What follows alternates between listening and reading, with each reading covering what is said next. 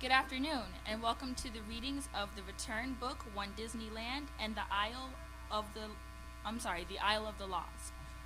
Melissa de la Cruz is a New York Times and USA Today best-selling author of many critically acclaimed and award-winning novels for teens, including the Au Pair series, the Blue Blood series, the Ashley series, Angels on Sunset Boulevard, Girl Stays in the Picture, and the semi-autobiographical novel Fresh Off the Boat. Her books for adults include the novel Cat's Meow and the anthology Girls Who Like Boys Who Like Boys. She has also written the tongue-in-cheek handbooks How to Become Famous in 2 Weeks or Less, The Fashionista Files. I read that. It worked, right? The Fashionista Files, Adventures in 4-Inch Heels, Faux Pas, and the Witches of East End series. She began her career as a fashion and beauty editor and has written for many publications, including the New York Times, Marie Claire, Glamour, Cosmopolitan, Teen Vogue, Cosmo Girl, and 17. She has also appeared as an expert on fashion, trends, and fame for CNN, E!, and Fox News. Melissa grew up in Manila and moved to San Francisco with her family, where she graduated high school as a solitarian from the convent of the Sacred Heart. She majored in art history and English at Columbia University. Currently, she lives in Los Angeles and Palm Springs with her husband and daughter. Please give a round of applause to Melissa de la Cruz. Woo!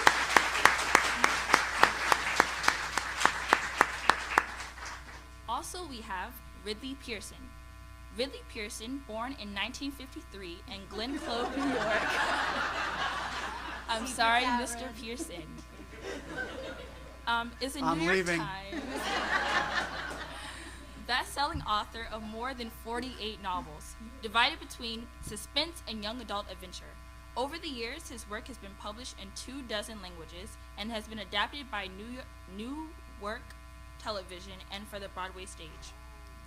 His book, Peter and the Starcatchers, written with Dave Barry, was adapted by Rick Ellis into a play which went on to Broadway to win 5 Tony Awards. Ridley was awarded the Raymond Chandler Fulbright Fellowship in Detective Fiction from Oxford University in 1990. You said that really well. That's like the hardest thing on earth to say.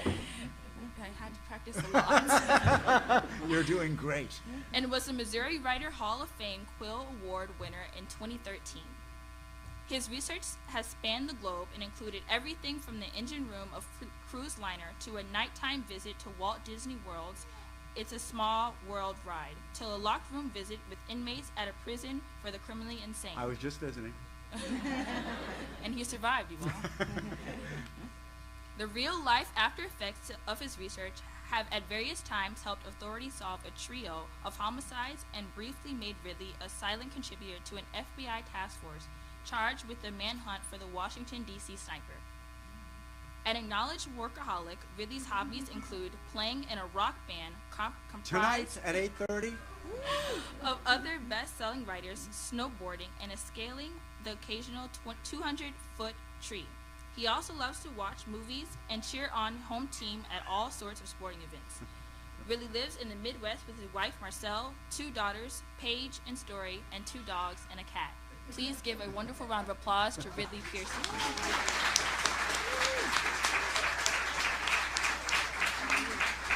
Thank you. Thank you all for being here.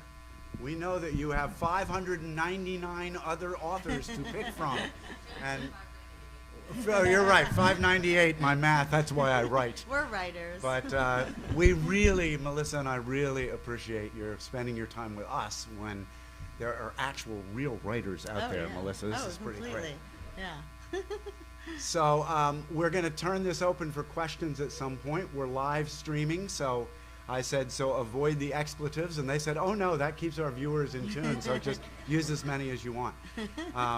But I wanted specifically to ask Melissa a bunch of questions and dig into the descendants.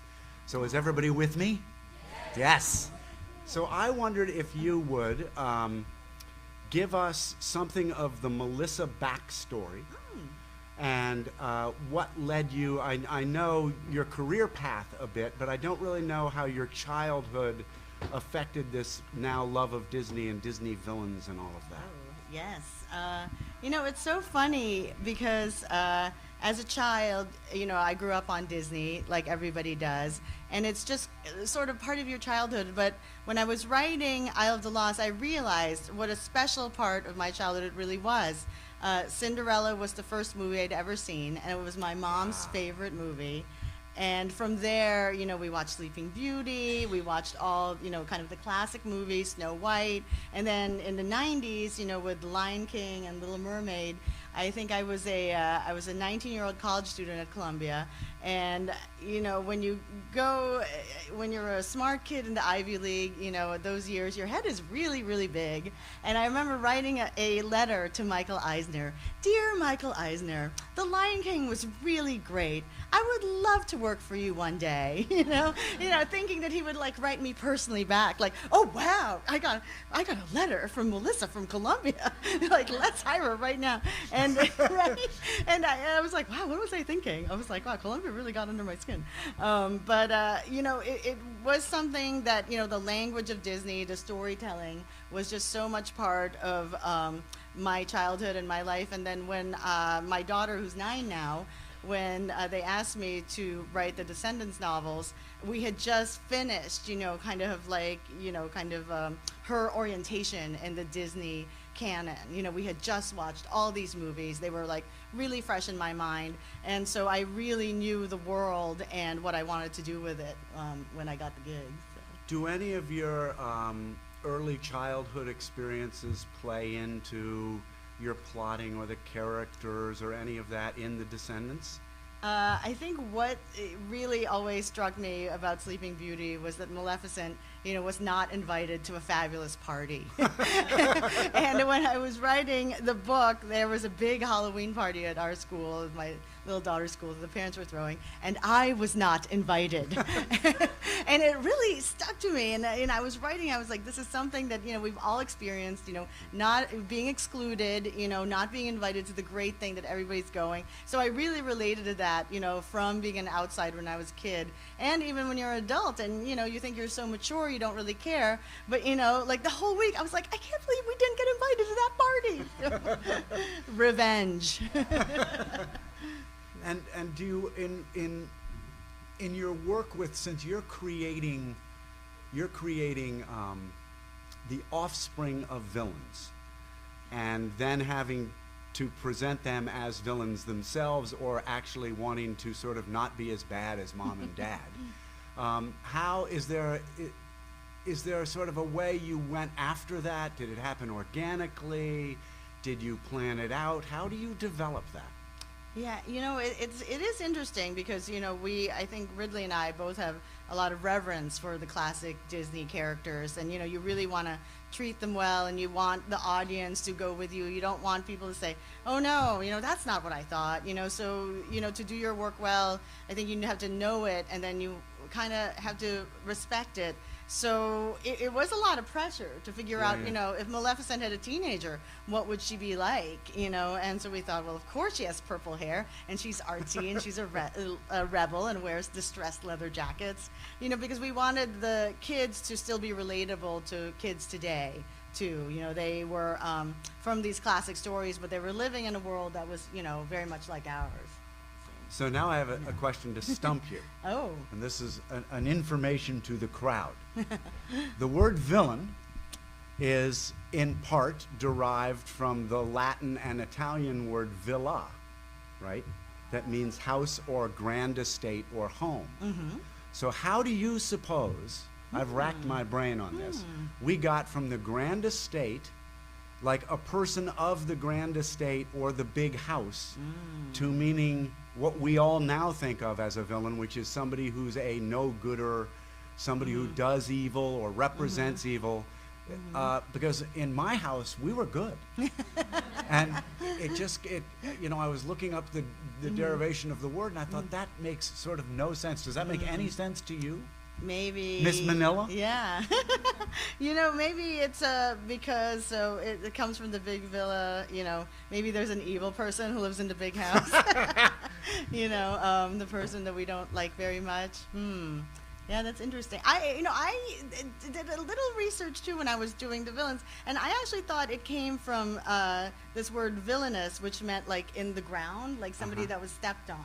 So maybe there were two different things, like a malicious rich person and then also the peasant, Maybe there's a basement in the villa. Yeah, there you go. Do you ever work your own childhood fears or traumas into your work? I think we have Do you have to. any scenes that specifically you remember from your own childhood that you've thrown in there? Nothing in the book was specifically from anything that happened to me. There are some terrible pranks that are played. Evie is locked in the closet with Cruella's furs and all the bear traps, for the furs. And, I thought that would be a really scary thing to be locked in a dark room with all these like metal things that were going to clamp on your feet. Thankfully, none of that happened to me, although I do remember playing pranks on other people. Oh, you evil villain. I do relate to the villains. I think we blindfolded a kid and left him in the park. And that was me. Sorry, Rid. So as a kid, I was actually tied up and left in my family's attic. No, really? Oh yeah, and I was the youngest of 7 because we had 4 cousins who lived immediately next door, and I had a brother and sister. And so the older group would tie me up and leave me in the attic and then go out and dress up in Halloween scary masks and come back in the dark and scare the bahooey out of me until I was just bawling and crying. And then they'd leave me still tied up because I had a dislocating shoulder and I could untie myself. Oh. So eventually they'd leave me to untie myself. So those were the early psychic shifts for me. And then these things find their way into my novels, but I didn't know they were finding their way into Melissa's novels because she's channeling my bad childhood. But another really spooky event that happened to me is being the youngest of 3. The parents get a little looser as time goes on, and by the time I was about 13, my brother was off at college, and my sister was in school but away this evening with friends, and my mom and dad, who in the 50s and 60s were always socializing, left for the night, and night after night as a 12 or 13-year-old, I was left alone. Everything was cool. I would generally watch TV in this little room upstairs, and I got spooked on this particular night. So I shut the door to the TV room, something I never did. But I did on this night, and I rue the day now. But and of course, being a teenager, I left every light in the house on, and it was a big house, so my father paid a little money that night. But literally every light in the house was on because I was just a little bit not feeling right. And I got tired, I got done, I turned off the TV, and I opened the TV door. The entire house is pitch black. And I just, was terrified. And for one thing, I couldn't see a thing. But it was pitch black. And so I ended up basically crawling to my room. And then I got to where I was to my room, and I stood up and walked in, and these 2 voices go, "Oh!" And I ended up in an amoeba condition. I was margarine left in a warm window, on the floor, sobbing my brains out, scared to death. It was my cousin who lived next door. He'd sneaked in with it thinking this was so funny. And they turned off all the lights, and they knew I would go to my room, so they hid behind the door to my room. Think of the patience they had. They waited, and they waited. When is that kid going to be done this show? More Bonanza? And then just scared the heck out of me, and I'm terrified of the dark. I mean, to this day, I get out in the dark and I'm okay for about 30 seconds, then I'm just running along, and here they come. And so it's not hard for me to write about villains either. So from the point of view of the victim. Exactly. How much do you, when you're plotting and thinking up all this stuff, how much is out of your own life? How much is, things you've seen and thought, oh, that's interesting, I could do a spin on that? Or, how do you end up creating these incredible stories? Are you an outliner, for one thing? Yes, I am. You are, so I am am a plotter. Right? Outliners unite. Outliners unite. That was a word Dave Barry had to look up in the dictionary. Oh. Yeah, no, I'm very methodical, and I, kind of work kind of hierarchically. Like, I like having the title. So if the title is not right, I almost can't go forward. What if they ask you to change the title 4 months later? You know, do you have a nervous breakdown? Yeah, and thankfully it hasn't happened yet. Oh my gosh. Yeah. You're lucky. Yeah, I must pick some really good titles. I think we go back and forth, and then and then we land on something. Wow. And sometimes my agent is better at titles, or my editor is better at that. So, and I'm okay with the title. As soon as I hear it and it clicks. I always heard about how Paul McCartney and John Lennon were really good collaborators, because sometimes when they would write a song, all the other one did was say, "That's perfect," and that's all they needed. And I thought that was such a great way to work with somebody, that somebody would know when you were done and not have to add to anything. But yeah, no, I like to outline, and I like the story to start first, and the atmosphere and the setting, and then I populate it with characters. And I always know the end, right? So then we can build towards it. You gotta have someplace to go. Yeah, and the twist and the middle. Oh, good. So you do figure all the twists out. I try to. Not always, because do you stumble? Sometimes I stumble into them. Yes, Yeah. that's the best. Yeah, it is the best. Because then it surprises us. It's surprising, and then it's guaranteed to surprise you. Yes. But No, you're writing along, and you write something, you go, "Oh my gosh! Who thought of that?" And it's like unbelievable. the genius in the back of your mind, not you. Not you up here. And that's the most fun thing. And you can't plan for that. No, you can't. And some books it doesn't happen, so you have to go with what you've planned. But I love when it comes naturally and organically. Where do you suppose your imagination comes out of? Because you've been involved in so many sort of creative pursuits that had to have an origin somewhere. I mean, that stuff can't be taught. I think. How do you think it evolved in you? Listening to your childhood about being, kind of left alone. I think it comes from a place of loneliness. I think writers are kind of loners, and we kind of like to live in our own So you head. played with army men too? Yeah, Barbies. The Barbies had a really fabulous life. But yeah, no, I think it comes from not really dealing with the real world for a long time. For a long time, I just liked to read books. I would go to parties with my book. I didn't really have a lot of friends until I was 18. As if we believe that. She's writing fiction again. Yeah, no, it's funny because I've become this incredibly social person who throws it was known, throw a lot of parties, very social, but I really wasn't that person until I was much older, until I was almost an adult. And it was almost like I decided to have that persona. I remember going to college and I'm like, it's not going to be like high school. I am going to have friends. I'm going to pretend I'm really popular. And it was almost like, a little bit of a psychosis. But yeah, I think creativity comes from being alone and being left to your own devices, right? When did you discover it? Really early. I really liked writing. When I was 8 years old, just discovering the world of books. Yeah, and for me it was 10, so it's Right? very similar. Yeah, and that's all I wanted to do. It's all I ever wanted to do. Not the Barbies. The Barbies. Oh, I they had had the to little date green the army deer. men like you see in Pixar. Yeah, no, and it's funny because my parents, both my parents are bankers, and I come from a family of MBAs. They're all very practical finance people, and I was the weird. I actually was you're called really weird the then, weird sister. That was actually, they called me that. You're the weird sister. I'm like, yes, and when I was in college, I thought I would go into law school because you read a lot of books, you research, and you write, and it seemed like an easier way to, or whatever, like something I could fall back on and make money. And so when I was a junior, my mom sent me a check for the LSAT study guide, the study group. And it was really expensive. And I remember being 19 and thinking, oh my God, if I cash my mom's check, and if I take this LSAT group, I take the LSATs, which is the test to get into law school, and I take the test and I get into law school and I go to law school, I'm going to be 35 and miserable.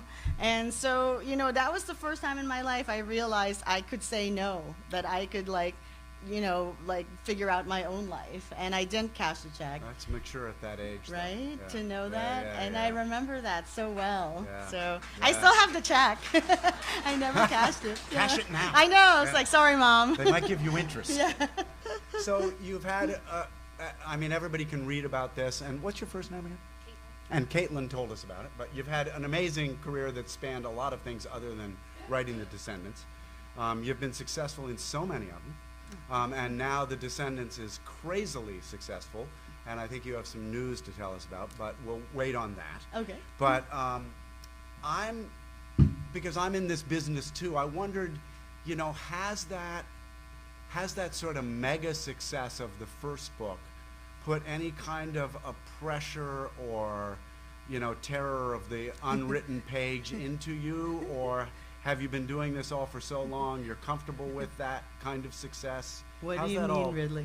Yeah, you've seen my computer. You know, what's funny, because the terror actually came from the first book. You know, when they told me about the project and I learned the scope of it and the scope of the ambition, and also, like, you know, you could work from any Disney character and fairy tale, and I was like, oh my God, like that's when I really felt the burden of it, because I love those movies so much and those characters. So that was actually the more paralyzing one, because not to you know, downplay how well the Descendants have done, but you know, I've kind of been there before. You know, I've seen the books do well. I've seen the vampires sell well.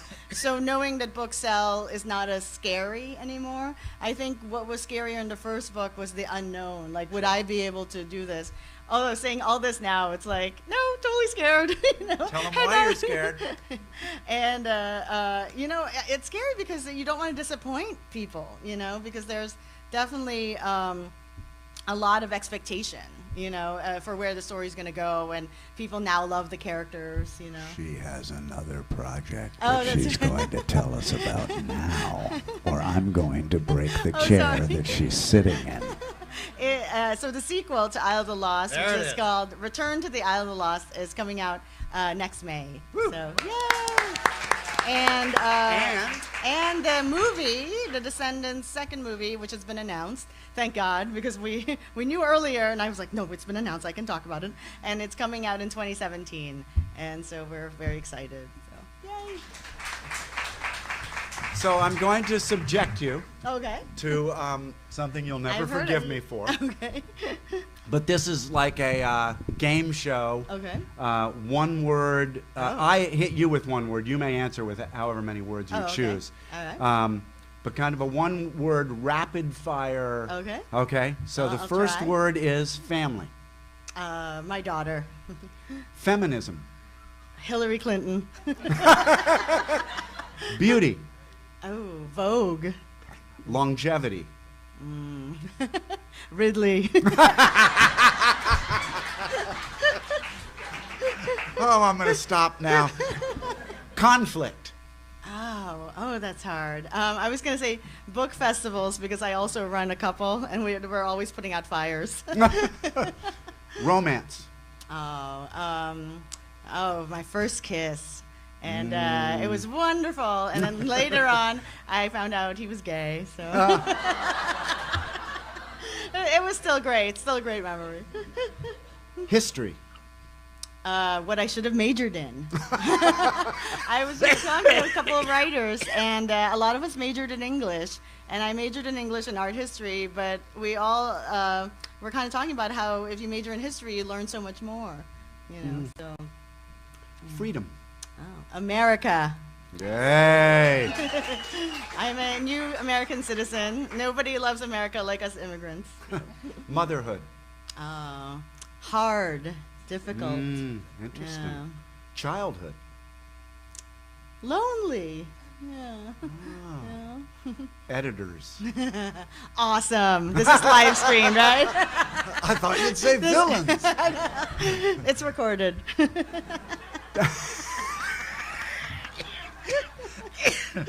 Television movies. Well, Disney Channel, because the Descendants are Disney Channel original movies. I never resist a plug. Adolescence. Oh, pimples. Children. I wish I had more. Oh, Yeah. Melissa de la Cruz. Thank you.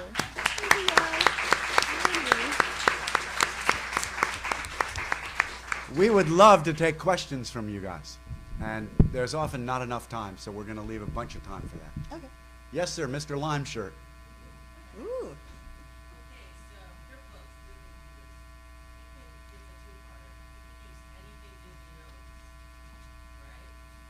In Kingdom Keepers? Yes.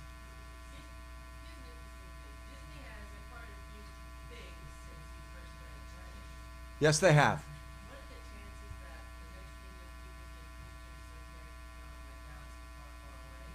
Oh, are we allowed? Is my phone tapped?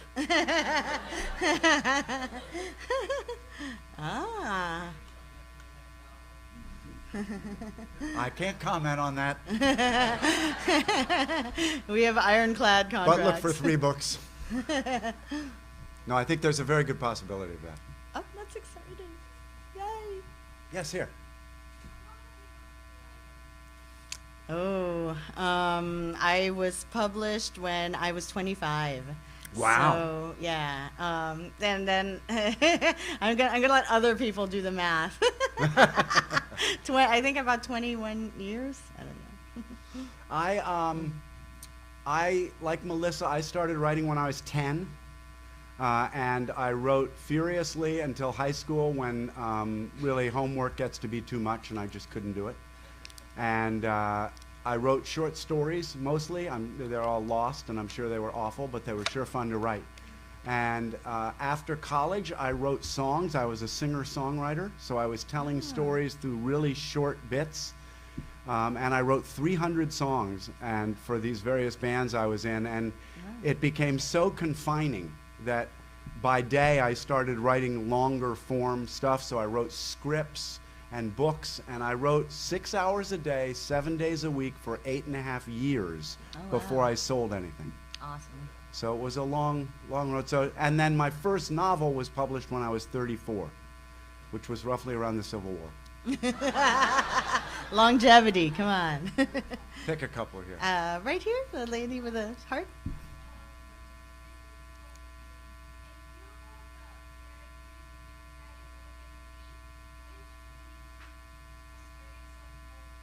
We do write the characters. That's a good question.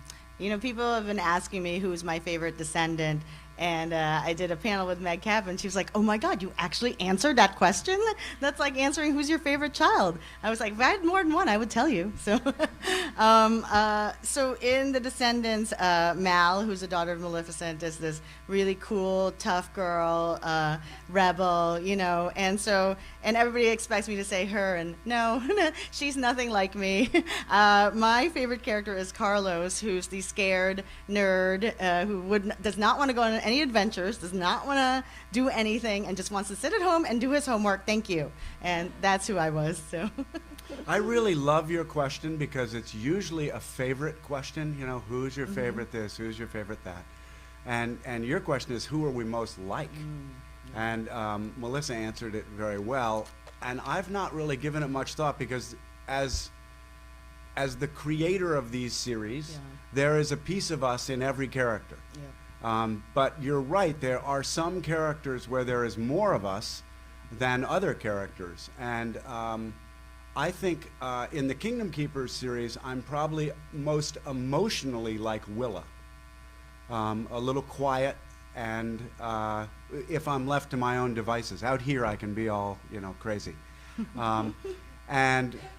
And I think the most probably like Philby, because I love tech and I love keeping everything in line and organized and all of that. But Finn and Philby I've always felt very close to. But it's a very good question. Right there, the little girl? Yeah.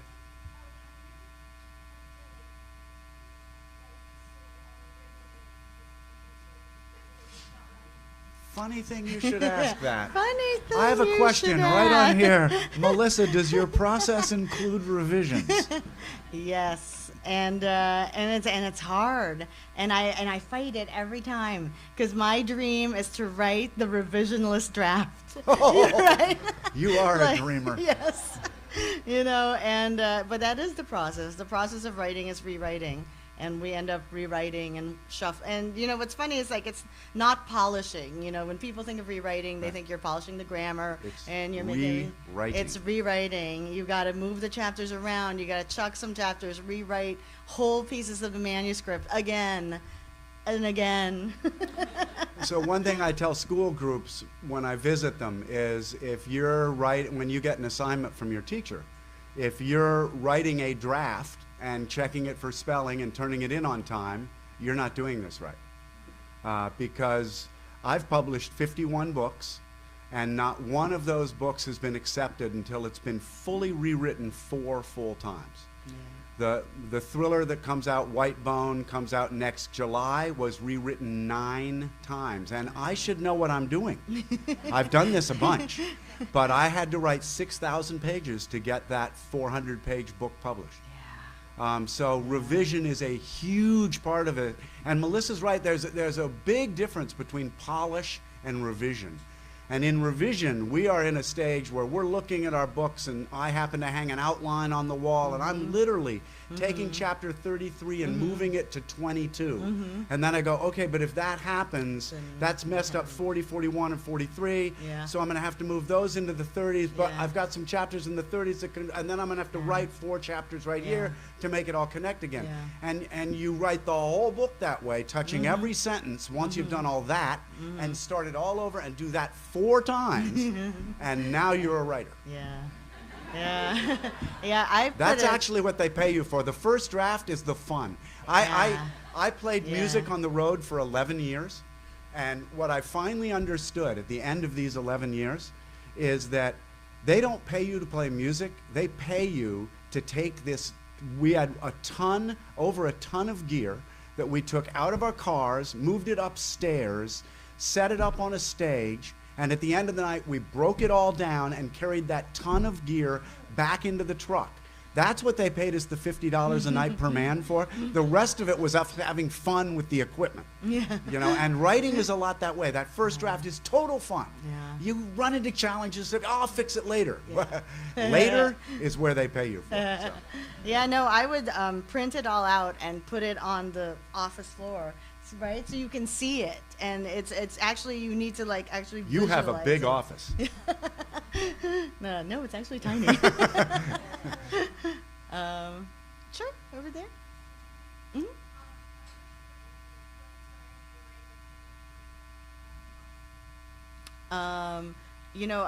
My story includes fabulous. I live in Los Angeles, and the head of Disney has moved to LA, and they're in Hollywood. And they've been my publisher for over 10 years, and we've become friends over those 10 years. And so she asked me to lunch in January, about 2 years ago. And that morning, I had talked to my agent, and I said, I want to do like a big fairy tale retelling. I want that to be my next book series. And he was like, okay, cool, sounds like a good idea. Then I went to lunch with Jean, and I thought like, oh, it's just a girls' lunch, we're chatting, we're talking about shoes, And at the end of it, she said, we have this project called The Descendants, and we're hoping that it includes, the next generation of Disney villains. And would you be interested in working on this? And I said, oh my God, I wanted to do this fairy tale project, and here you are handing me the biggest fairy tale of all, the Disney canon. And so it just kind of matched up that, what I wanted to do next was what I was being offered, and I just really felt like it was kismet. And also, always go to lunch in Hollywood. You might get a job. And before that lunch, I had dressed up as Melissa, and I was trying to get in there before she got there, but my sabotage to her Uber didn't work, and so she actually showed up, and I had to run. I only take Uber Black. I had an amazing experience with my family in Magic Kingdom. Thanks to Disney Books, they treated me really special one time. And on the way out, there were 60,000 of us leaving after the fireworks. And I had a Toy Story moment where I looked around, and our family had met Mickey Mouse, Minnie Mouse, a bunch of the princesses that day. So we had sort of met characters. And on the way out of the park, there were no characters leaving the park. And I actually stopped by the turnstiles and looked around and realized that none of the characters were leaving the park. And I had this Andy's Room Toy Story moment where, when his door shuts, the toys come alive. And all of fiction is what if.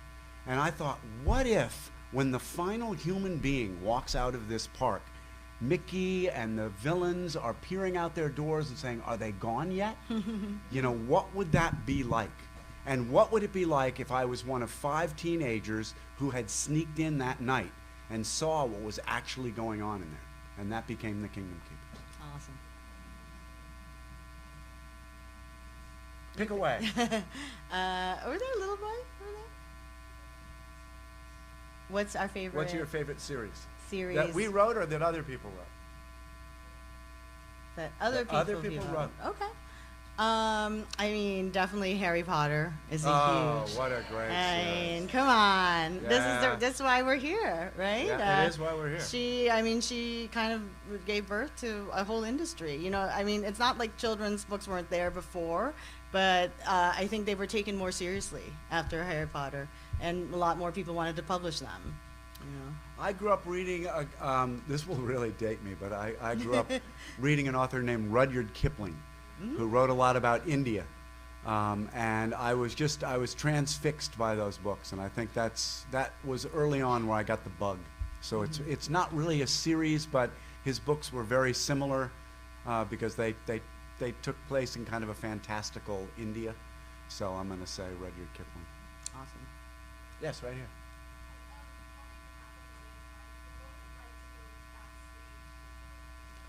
Oh my gosh. So part of my final work with Disney Books on writing The Kingdom Keepers involved the fact that until then I killed people for a living. I wrote mysteries and thrillers. And in writing those books, I would typically put as much fact in the book as I could, because our job is to suspend your disbelief. If you start disbelieving what we're writing, you're going to throw our book across the room and try for another one. So I always thought the more fact I can put in the books, how can you disbelieve it because you're reading the truth? So I do a lot of research for my adult crime novels. And that was my pattern and the way I worked. So when I started talking to Disney about these 5 characters getting inside and discovering this other thing, I said the problem here is I would have to have full access to your theme parks when they're closed. And they said, well, we don't give that to anybody. And I said, well, I understand that, but that's what I would need. And they called me back a month later and said, we're sending you a VIP pass that lets you and your family into any park around the world. And if you call us ahead of time, we'll let you in after hours and give you a Disney Imagineer, the people who create the parks, as your guide, and you can do whatever you want in them. And it was like, you're kidding me. Because for one thing, I wasn't any Disney expert. This was all new to me.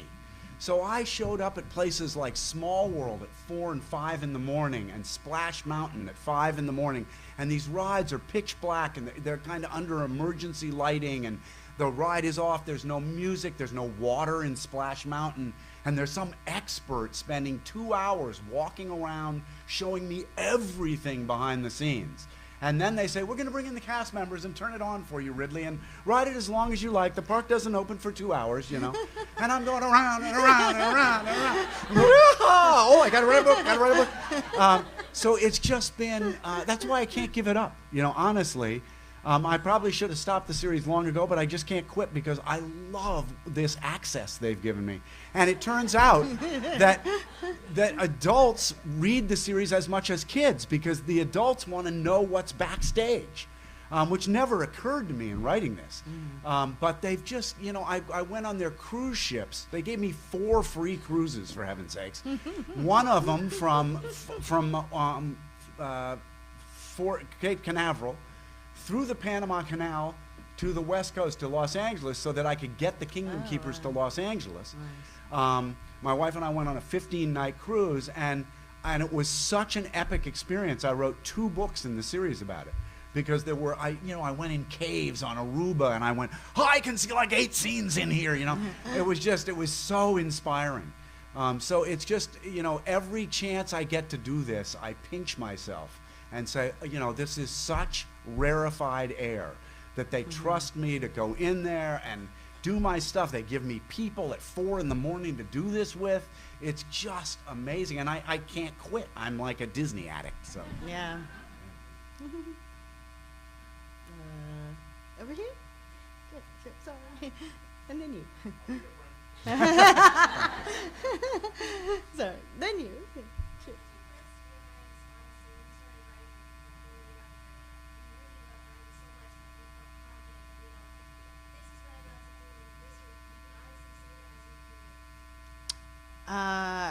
you asked when we feel confident. I mean, I always wanted to be a writer, but I lived in New York, and I wanted to keep living in New York, and New York is expensive.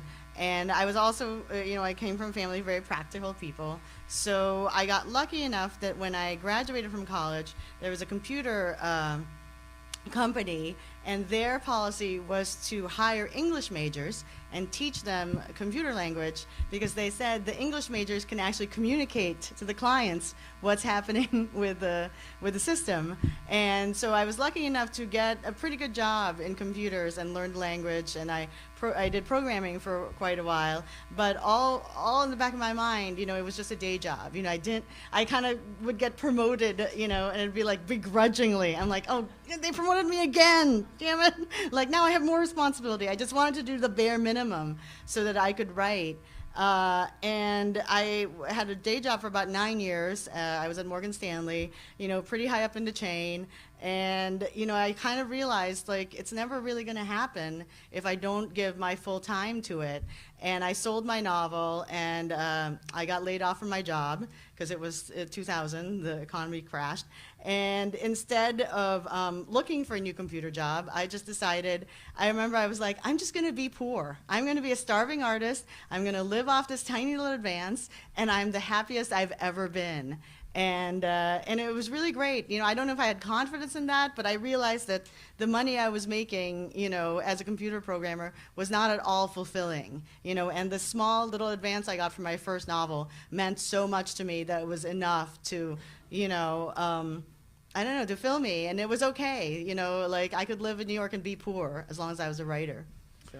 A really good book on writing it's called On Writing by Stephen King. Yes.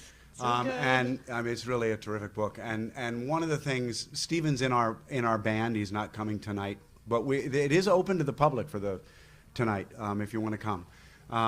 It's the big author party, but they're opening it to the public. And one thing Stephen talks about is having that confidence, and it's a very tricky part for me. I'm always kind of doubting I have it, and I struggle with that. And I know that 5% of working writers are able to live off their writing.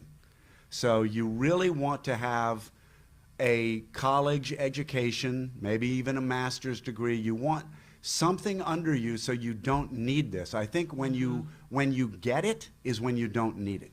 Mm-hmm. It's the people that are absolutely, determined to do this and scraping that end up maybe baristas in Starbucks or something, but I mean your path is like the perfect path, and you hear this a lot. That's why I think you see a lot of journalists who are novelists, is they've worked in journalism, they've honed their skills as a writer, they've spent 6, 8, 10, 12 years doing this, and one day they go, well, I'm going to take that novel out of the drawer and finish it, and they sell it, and eventually, I mean, my first novel, I got enough money to buy a microwave oven.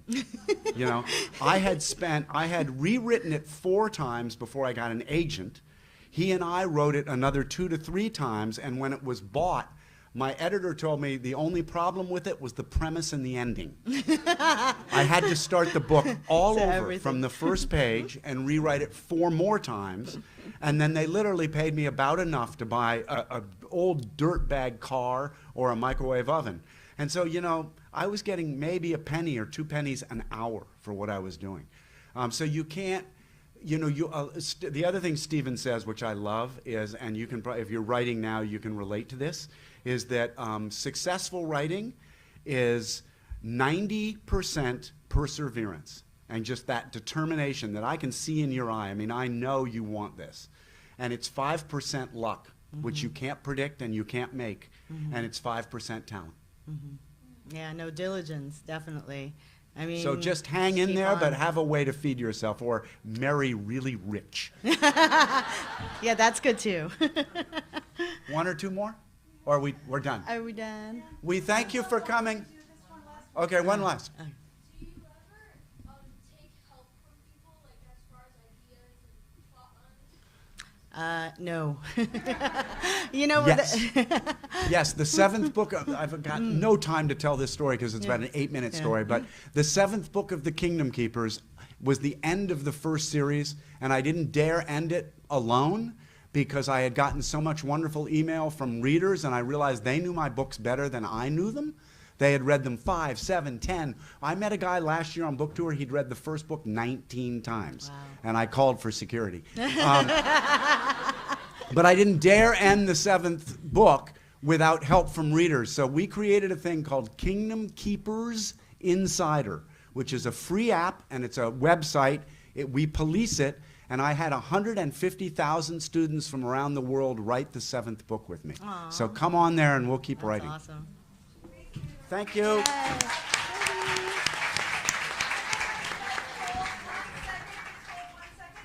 Let me allow them to walk them to the autographing area. It's going to be over here at the first table. If you're interested in buying their books, they have a bunch of books right over here at the table behind Mateo, and they're going to be signing books right now. Thanks again for coming. Thank you guys. Bye. That was awesome. So much fun. Yeah, you're super. Thank you for that incredible introduction. That was amazing. You did a great, great job. I mean, you did a really great job. That was not easy.